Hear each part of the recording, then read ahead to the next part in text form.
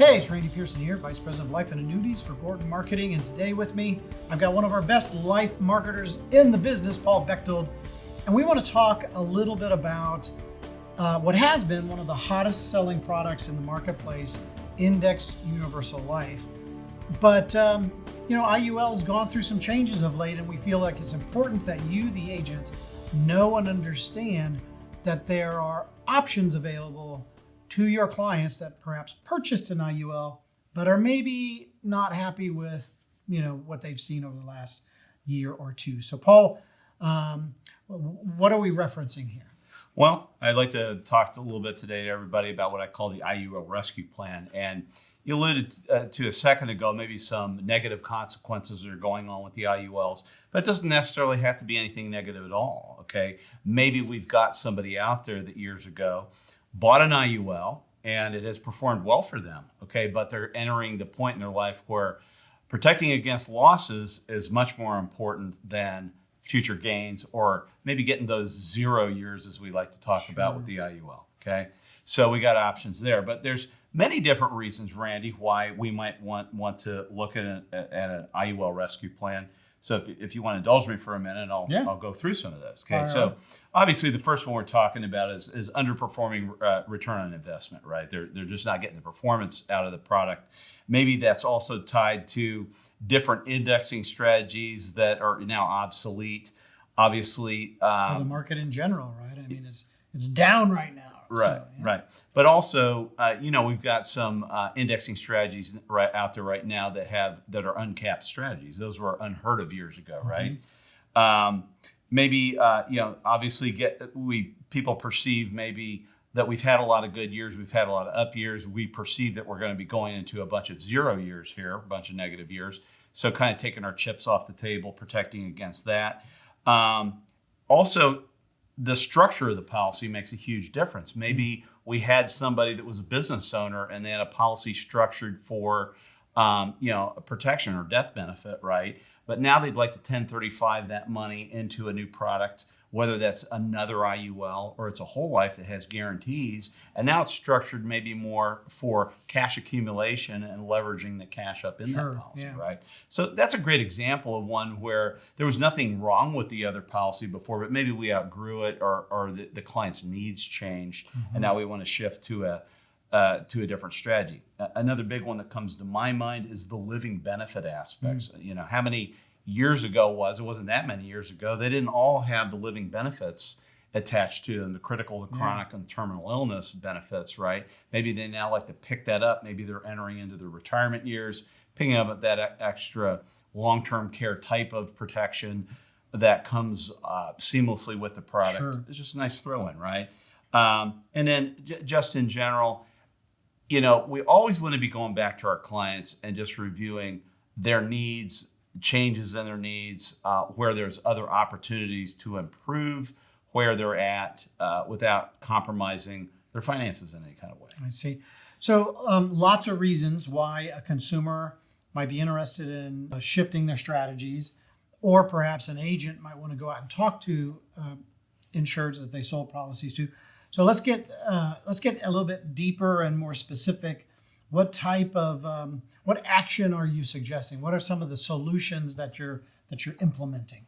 Well, the first thing we're going to do is we're going to go back to our client and we're going to talk about what are their financial needs, what are their financial goals, do they have enough saved for retirement? You were talking a little earlier about that number, right? Are they able to meet their number? So what do we have to do? How do we have to engineer their financial plan in order to get them to meet their number, right? Yeah, sure. And so it starts with the fact finder, right? Right. And then also look at what are their hot buttons. Sometimes income is not everything for everybody. Yeah. Maybe their legacy planning. What do they want to pass on to their kids, their grandkids? Yeah. What other major purchases they have going on in their life? Maybe it's a second home.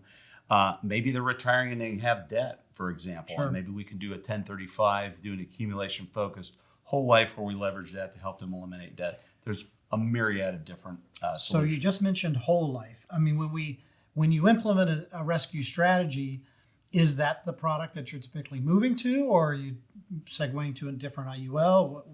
What direction are you going? That will depend on the needs of the client. Obviously, in what I do with helping people eliminate their debt, whole life is the foundational product for that. Okay, but and I can see times when taking the IUL and kind of taking the chips off the table, going to a guaranteed product. Obviously, that's the strongest word with whole life is guarantees.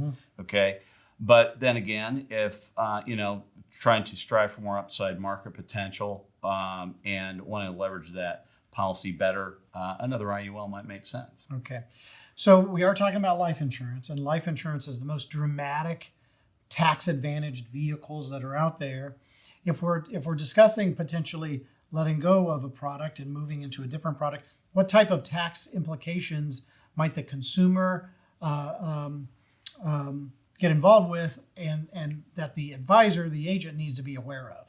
Well, obviously, if we did any type of a change of product like that, we would want to do it via a 1035 transfer, where it's seamless to the client from a tax perspective, and there's no actual tax implication. We're just taking the money out of this policy, moving it over to here seamlessly, kind of picking up where we left off. We're kind of taking the rider and putting on a different horse and continuing down the path. Excellent. Very good. If a agent has a client that they sold a product to, or comes across a consumer that has a product that perhaps they weren't even involved with the sales process, and they need some help, how should they reach out to you to get assistance? Well, I can be reached at paul@gordonmarketing.com. My number is 317-626-3054. But the other thing I might add is, in terms of this subject in particular, probably no stronger team that I could think of anywhere. You have a plethora of experience with IULs, Brady Doppler, Craig Mira, Ray Parman. And the other thing I might mention too, Randy, is we can also do a 1035 from life insurance to annuities as well. Very good and point. Annuities are very strong and competitive products at this time. Yeah. So it's just another option, another arrow in the quiver.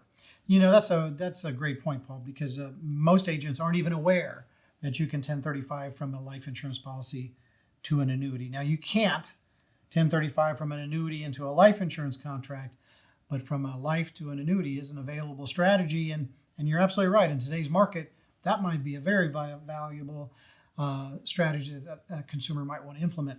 Listen, Paul, for now, we've kind of run out of time here for this episode of Selling Life and Annuities, but certainly want to thank you as an agent, as an advisor who may be watching this video. Hopefully you found it beneficial. If that's the case, do me a favor.